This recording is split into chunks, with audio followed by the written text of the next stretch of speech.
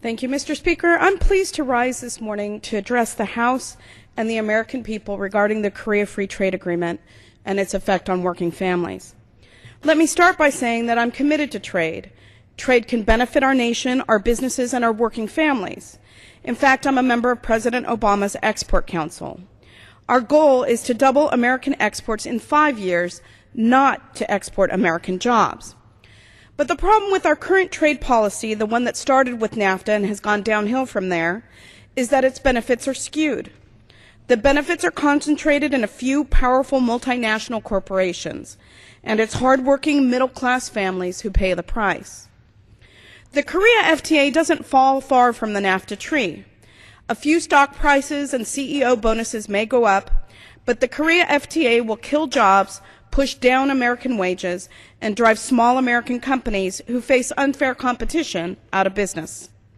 Perhaps the biggest problem with the Korea FTA is that it opens the door for more illegal trade from China. Members on both sides of the aisle and both sides of the FTA debate have concerns about trading with China.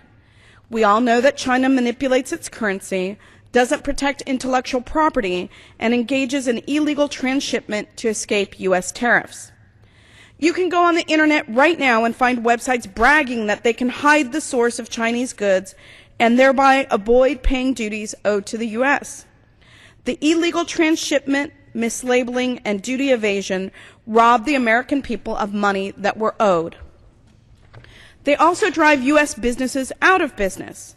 U.S. businesses often go to great lengths and expense to prove that Chinese goods are being dumped and receiving illegal subsidies. When the duties the U.S. imposes aren't paid, hardworking Americans lose their jobs when their workplaces shut their doors forever. From New York to South Carolina to Linwood, California, in my own district, American businesses have turned off the lights and sent workers home due to unfair Chinese competition. And China doesn't even have to break the rules to reap the benefits of the Korea FTA. This agreement, which was negotiated by President Bush, only requires that 35% of a Korean car be made in Korea to be eligible for tariff benefits. That means that 65% of the car can be made in China by child labor, prison labor, and workers who lack the right to form free and independent unions. America has lost about 7.5 million jobs since the recession began. We cannot afford another job-killing trade agreement that ignores America's middle-class families. We have learned some very hard lessons after more than 15 years of NAFTA-style free trade agreements. We've heard many promises, just like the promises we're hearing about the Korea FTA. But the fact is that there are failures. NAFTA was supposed to solve illegal immigration by developing a robust economy in Mexico that would allow hardworking people to provide for their families by staying home. That didn't work. CAFTA was supposed to include bold new safety and wage protections for workers, but these protections are disappointingly weak, allowing countries to downgrade their own labor laws. And in the Oman FTA, the administration actually negotiated a deal with a country that, as our own State Department reported, was experiencing a forced labor problem. Forced labor. How are our American families supposed to care for their families and send their kids to college when they're competing with forced labor? Free trade was supposed to increase economic opportunity for everybody, for big businesses as well as small, and for hardworking families at home and abroad. This has not happened.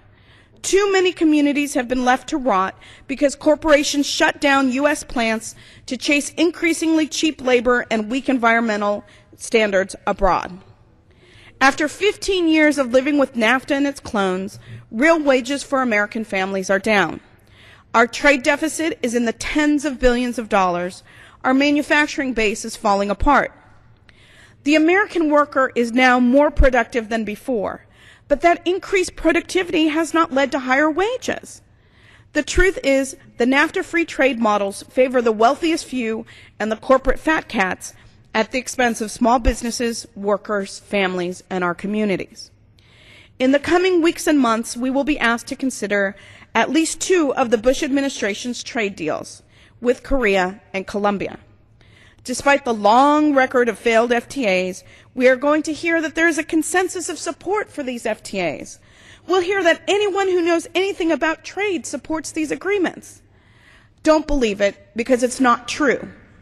Advocates for America's families, both inside and outside of Congress, have grave concerns. We want a new path that creates real opportunities for workers and the businesses that employ them. We want trade agreements that don't sell our environment short, close doors for our children, or substitute the judgment of international trade lawyers for our courts. I thank the Chair, and I yield back the balance of my time.